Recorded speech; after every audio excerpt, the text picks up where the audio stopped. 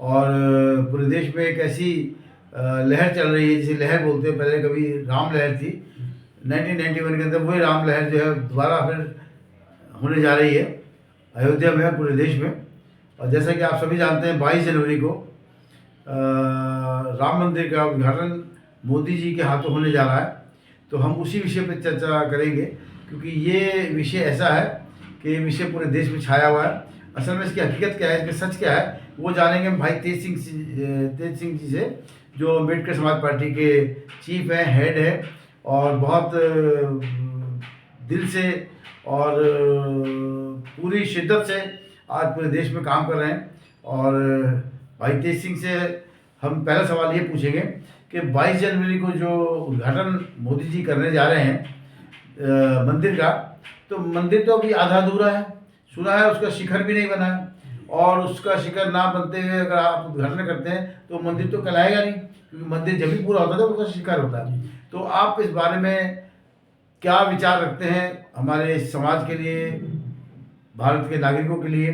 तो बताइए आप अपने इस विचारों को। मोदी एक तानाशाह व्यक्ति है जी, और जिस दिन से इसके हाथ में संगुल आया है, हालांकि संगुल असंवैधानिक है, प्रजातंत्र में संगुल का कोई माने नहीं रखता, संविधान सर्वोपरि, जो राजशाही हुआ करती है उस समय होगा, उस समय होता था अभी दंड जी। तो ये लेकिन इसने, ये अनपढ़ और जाहिल किस्म का आदमी है, इसने वहाँ संगुल लेके और नया जो पार्लियामेंट बनाया वो पूरा एक मंदिर तरह से बना दिया। तो वो एक हठधर्मी व्यक्ति है। ये मंदिर की, राम मंदिर की प्राण प्रतिष्ठा के बहाने ये समझ लीजिए इलेक्शन की एक तरह से लॉन्चिंग 2024 के चुनाव की का ये आगाज का काम कर रहा है वहाँ से। और वो मंदिर से इसका कोई लेना देना नहीं है। मंदिर, मैं नहीं समझता कि उसको राम के बारे में ABCD आती होगी, समझिए।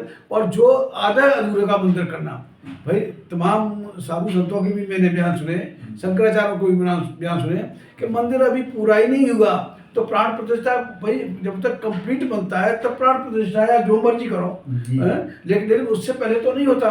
और फिर रामनवमी जो इनका जो अहम पर्व है, राम से जुड़ा हुआ जो अहम पर्व वो त्योहार है इनका, रामनवमी ज़्यादा दूर नहीं है, अभी 2 महीने की बात है, 2 महीने बाद भी इसका उद्घाटन हो सकता था। लेकिन इलेक्शन, इसकी नज़र में इलेक्शन है, और इस प्राण प्रतिष्ठा के बहाने से ये धार्मिक उन्माद फैलाकर ये हिंदू मुस्लिम, हिंदू क्रिश्चियन, ये इस तरह का माहौल पैदा करना चाहता है कि लोग हिंदुत्व के नाम पे इसको वोट दें, इसके साथ खड़े हो जाएं।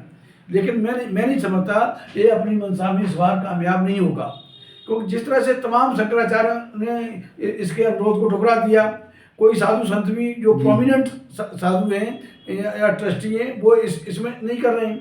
और फिर देखिए ये असंवैधानिक कार्य कर रहा है, संविधान विरोधी कार्य कर रहा है मंदिर की प्राण प्रतिष्ठा के बहाने से, क्योंकि संविधान हमारा धर्मनिरपेक्ष संविधान है, और धर्मनिरपेक्ष संविधान किसी धर्म विशेष के लिए आयोजन की इजाजत नहीं देता।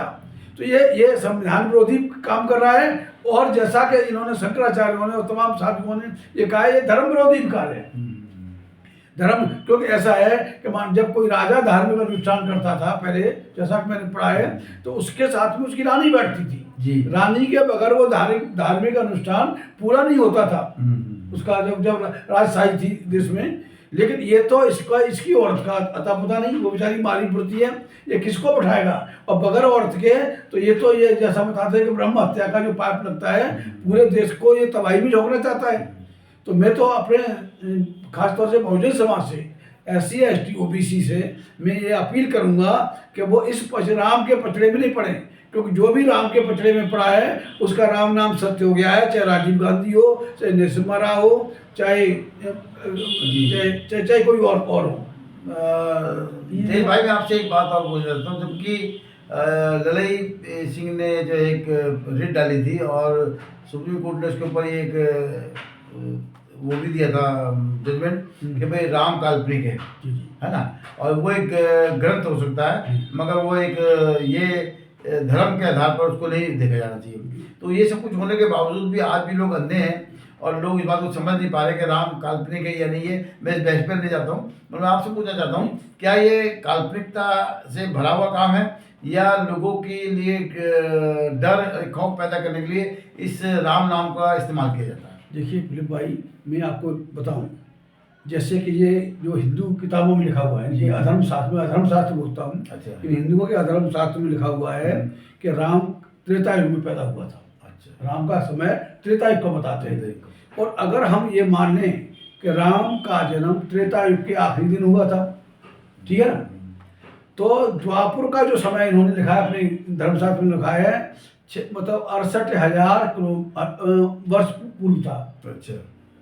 68,000 मतलब वर्ष पहले, मतलब सॉरी 66,000 साल पहले हुआ। अच्छा। हाँ, इन्हीं हिंदू धर्मशास्त्र के अनुसार राम ये जो द्वापर का समय निकला है, इसमें इस समय कलयुग चल रहा है, तो द्वापर का समय 66,000 वर्ष का है जी। और कलयुग में बता देंगे 5,000 साल निकल गए, तो 64,000 साल, 64,000 साल है, और 64 ये 5,000 साल इसमें कलयुग में बताते हैं। तो इस तरह से अगर देखा जाए तो राम का जन्म आज से 69,000 साल पहले पैदा हुआ, ठीक है ना। अगर हम जब माने कि राम त्रेता युग के आखिरी दिन पैदा हुआ, और राम को आर्यपुत्र कहा गया है, और आर्यों का आगमन 4,500 साल पहले हुआ है। जो मैं नहीं कह रहा, पंडित जवाहरलाल नेहरू ने डिस्कवरी ऑफ इंडिया में लिखा, बाल गंगाधर तिलक ने द आर्कटिक होम इन वेदांत में लिखा, और पंडित केदारनाथ पांडे, जिनको राहुल संस्कृत के नाम से जाना जाता है, उन्होंने किताब लिखी बोलगा से गंगा तक। हम बोलगा से लेके बोलगा नदी के किनारे किनारे गंगा के सहारे हम यहाँ तक पहुँचे, यहाँ तक कि रोमनाथ ठाकुर, पंडित राम शरण शर्मा और तमाम इतिहासकारों ने बिल्कुल साबित कर दिया कि राम जो आ रहे हैं 4,500 साल पहले इसमें भारत में आए थे। तो अभी इसमें एक बात और निकल के आती है कि जो रामचरितमानस लिखा गया जो 400 साल पहले महर्षि वाल्मीकि ने, तो इसका संबंध कैसे इससे जोड़ा गया ये समझ में नहीं आती। देखिए, रामचरितमानस तो एक तरह से उसने कहानी लिखी है। तुलसी जो महर्षि वाल्मीकि की जो रामायण है संस्कृत में लिखी हुई है, उससे प्रसंग लेके, उससे प्रसंग चुरा के कभी तुलसीदास ने वो हिंदी भाषा की चौपाइयों में, दोहों में उसको पूरा रावण का बयान किया, उसने अपना किया है। और उसने खुद कहा है कि मस्जिद में बैठ के रामायण लिखी है। तुलसीदास ने खुद कहा कि मस्जिद में बैठ के रामायण लिखी है। तो मुगलों का काल था, बाबर का काल था, और उस समय बाबरी मस्जिद का उसने कोई जिक्र नहीं किया। उसने हिंदू नाम का शब्द का कहीं किसी भी इनके धर्मशास्त्र में नहीं आता। ये तो 1923 में जब लगा कि डेमोक्रेसी आ रही है तो ब्राह्मण के नाम से वो सत्ता से बाहर हो जाएंगे, इसलिए हिंदू नाम का एक अम्ब्रेला इन्होंने तैयार किया और सबको हिंदू में समेट लिया। जबकि हम लोग तो जो अछूत थे वो तो आउटकास्ट का यार, हम तो उससे जाति व्यवस्था से बाहर के लोग थे, लेकिन हमें भी उसमें शामिल कर लिया उन्होंने बदमाशी से। अभी एक बात और सुनने में आई है, अभी तक तो हिंदुत्व का बात थी, हिंदू की बात थी, अब एक नई चीज़ और सुनने में आती है, सनातन धर्म। तो इस सनातन धर्म का मैं थोड़ा सा आपसे पूछना चाहता हूँ कि सनातन धर्म और हिंदू में क्या फ़र्क है? देखिए, सनातन धर्म का ये कहते हैं, सनातन का मतलब है पुराना, अतीत से पुराना है। और पुराना कौन सा था? मनुस्मृति के आधार पर, जो मनुस्मृति के आधार पर न्याय होता था, और जो एक तरह से मतलब आचार संहिता का कह लो या संविधान कह लो, मनुस्मृति इन हिंदुओं का संविधान, यह समझ गए ना। और सनातन का मतलब है पुराना। अगर कोई कहता है कि हम सनातनी हैं, इसका मतलब पुराना है, पुराने विचारों का है, मनुस्मृति वाला है। मतलब सनातन के मतलब भी समझ लो कि ये मनुस्मृति वाला है। ये खतरनाक आदमी जो अपने आप को सनातन कहता है। अब सनातन नहीं चलेगा, अब तो संविधान चलेगा। तो सनातन के लोग नहीं जानते सनातन धर्म है। सनातन का मतलब बहुत पुराना, और पुराना है तो मनुस्मृति वाला है, और कोई नहीं है। हिंदू और धर्मशास्त्रों के आधारित है और संविधान विरोधी। आपके कहने वाला आजकल जो बहुत सारे सनातनी बाबा बहुत सारे बैठे हैं देश के अंदर, वो सनातन की जो बात लेके बढ़ रहे हैं कि सनातन धर्म को बचाना है, तो आपका कहना था ये सब चीजें पुरानी है, बिल्कुल पुराना, अतीत का है। और जो सनातनी है वो संविधान विरोधी है। तो संविधान बराबरी की बात करता है, और ये हिंदू और धर्मशास्त्र में खासतौर से ये इनकी मनुस्मृति है, मनुस्मृति गैर बराबरी की बात करती है। अछूत का तो शूद्र को शिक्षा का अधिकार नहीं है, शूद्र को संपत्ति का अधिकार नहीं है, तो और तीनों वर्णों की सेवा का। तो इस तरह की जो बकवास जो पहले इन्होंने पुराने जमाने में चलाते रहे, सनातन का मतलब ही पुराना है, और जो सनातनी है वो संविधान विरोधी है, राष्ट्र विरोधी है। ऐसे लोगों को राष्ट्र विरोधी घोषित किया जाना चाहिए। जितेश भाई, अभी हम जहाँ पर थे कि 22 जनवरी को जो आपने अपील भी करी लोगों से, तो 22 जनवरी को अगर ये उद्घाटन हो जाता है, जैसे कि शंकराचार्य इसका विरोध कर रहे हैं, अगर उसका उद्घाटन हो जाता है तो हिंदू समाज में एक, मैं देखता हूँ आजकल व्हाट्सएप यूनिवर्सिटी में, कि ये कहा जा रहा है कि जैसे उद्घाटन हो जाएगा इसके बाद जो है हिंदू राष्ट्र की कह देंगे कि भाई राम राज्य की स्थापना, राम राज्य की स्थापना कर देंगे और हिंदू राष्ट्र की घोषणा कर देंगे, ये हिंदू राष्ट्र हो चुका है। तो आप इसको किस नज़र से देखते हैं कि हिंदू राष्ट्र, तो आप देख रहे हैं कि हिंदू राष्ट्र के चलते बहुत सारी चीज़ें यहाँ पर काम कर रही हैं, और आरएसएस जो एक उनकी संस्था है वो लगातार हिंदू राष्ट्र के लिए काम कर रही है, मगर अभी लोगों के अंदर ये मैसेज मैं पढ़ रहा हूँ, भेजा जा रहा है कि जैसे ही ये अपना उद्घाटन होगा उसके बाद हिंदू राष्ट्र की जो स्थापना कर दी जाएगी और उसकी घोषणा कर दी जाएगी। तो आप इस बारे में क्या कहेंगे कि ये बातें जो ये कर रहे हैं, क्या वो देश के लिए, हमारे देश के नागरिकों के लिए क्या ठीक रहेगी? देखिए, जो मेजॉरिटी होती है जी, मेजॉरिटी का डिसीजन होता है जी, ये 9-10% सवर्ण हिंदू जी, जो अपने आप को हिंदू करें वही हिंदू हैं। मैंने तो तमाम शंकराचार्यों से, आरएसएस के लोगों से, बीजेपी कांग्रेस के तमाम नेताओं से जो अपने आप को हिंदू नेता कहते हैं, उनसे सवाल किया था कि क्या इस देश के मूल्यवासी दलित, आदिवासी, पिछड़े यानी नाई, कुमार, धानुक, धोबी, कुर्मी, कोरी, काची, कहार, अहीर, जाट, गुजर, जाटा, वाल्मीकि क्या हिंदू हैं? अगर ये हिंदू हैं तो आज तक इनके मौलिक मानवीय अधिकार क्यों नहीं बहाल किए गए? देश के धन, धरती, शासन, प्रशासन, शिक्षा, उद्योग, व्यापार और न्यायपालिका में इनको बराबर की भागीदारी क्यों नहीं दी गई? अगर ये SC, ST, OBC के लोग अगर हिंदू हैं तो अपने आप को असली हिंदू कहने वाले ब्राह्मण, क्षत्रिय, वैश्यों ने इनके साथ रोटी बेटी के संबंध क्यों नहीं किए? तो ये आज तक नहीं हुआ। इसका मतलब SC, ST और OBC के लोग हिंदू नहीं, लेकिन हिंदू मानसिकता के गुलाम हैं, जो हजारों साल से हिंदू मानसिकता थोपी हुई है उसको गुलाम आत्मसात कर चुके हैं, उसके गुलाम हैं। अन्यथा बाबा साहब डॉक्टर अम्बेडकर यह कहने के लिए मजबूर नहीं होते कि मैं हिंदू पैदा हुआ है, मेरे बस की बात नहीं थी, लेकिन हिंदू रह के मरूंगा नहीं।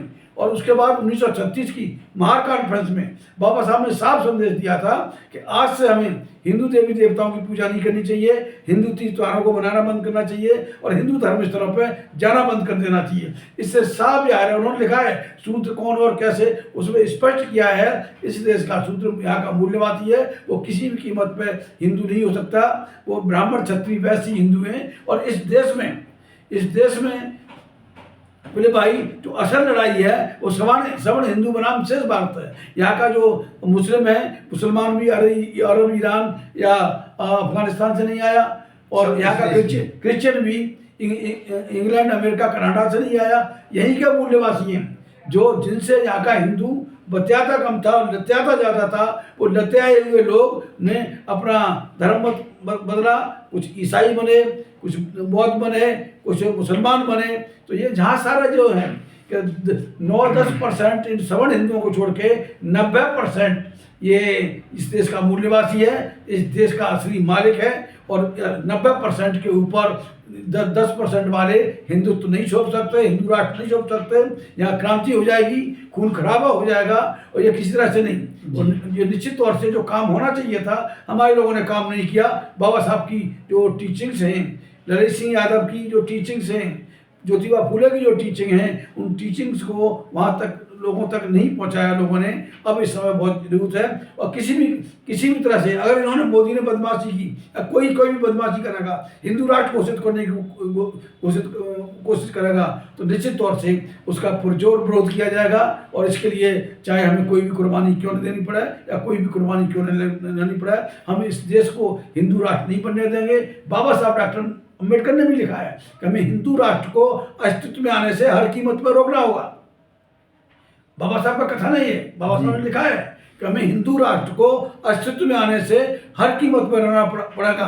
और हर कीमत का मतलब होता है कुर्बानी। और ये मतलब जो SC, ST, OBC समाज जो मूल निवासी हैं इस देश के, तो मूल निवासियों का कर्तव्य है ये पूरी तरह से रोकें। और इसके जो 22 तारीख को ये जो ड्रामा हो रहा है, 22 तारीख को जो स्टंट ये मोदी करने जा रहा है, 22 तारीख से उसका मकसद है कि देश में धार्मिक उन्माद फैले और हिंदू मुस्लिम, हिंदू क्रिश्चियन करके इस देश के टुकड़े दोबारा फिर टुकड़े करना चाहता है। चुनाव से पहले दंगे हो। हाँ, ये दंगे करना चाहता है। इसलिए मैंने आज सुबह भी अपील किया, कल भी अपील की थी। एक बार फिर मैं अपने SC ST और OBC भाइयों से अपील करता हूँ कि ये किसी भी तरह से मोदी एंड कंपनी के बहकावे में ना आए, अमित शाह के बहकावे में ना आए, भागवत के बहकावे में ना आए।